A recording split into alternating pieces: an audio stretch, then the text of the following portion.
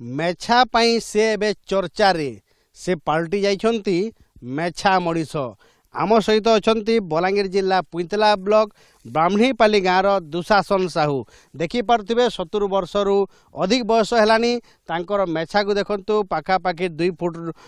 Lumbar मेछा धरी आज चाष जमी थे आम भेटी आज्ञा ये मेछा केते वर्ष है धरुंच इटा 3 बरस होउछि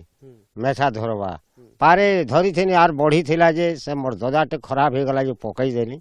फेन इटा शौकी लागला जे धरी से आज्ञा कौन पाई मेछा धरुंच रेकर्ड पाई ना शौक पाई मुई शौकी हिसाब धरी से आज्ञा मुई के रेकर्ड फेकर्ड बोली के नहीं करी मुई शौकी हिसाब मुई जाऊ छ केनाड़े सांप बाघ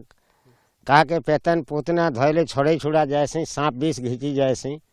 आ लुकर सेवा करसी ब्रह्मा कुमारी ईश्वर विद्यालय सेंटर में खुली छे घरे आज्ञा जो मेछार जत्न केमिति नियंती मेछार जत्न इटा सदा बेले नड़िया तेल घी कुआरी खाई करी इटा के सदा बेले पालिश करूथिले जा बरसी आज्ञा आप काम कौन कौन करती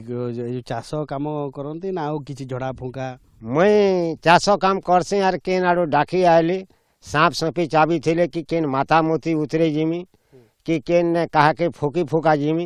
एंता मोर काम अछि देखंतु ना तांकर दुशासन किंतु सी अन्य मानक शांतिर वार्ता दियंती आयुर्वेदिक चेरीमूली चिकित्सा करती ता सहित चाष करती एवं वर्तमान सी एबे जने परिचित ना तांको मेछा को लेकी देखि पारथिबे आज्ञांकर केमिति 2 फुटिया मेछा धरिचंती एवं सी एबे पलटि जाइछंती मेछा मनीष बलांगीर कैमरा पर्सन आशीष को सहित घटेश्वर मिश्र ओटीवी।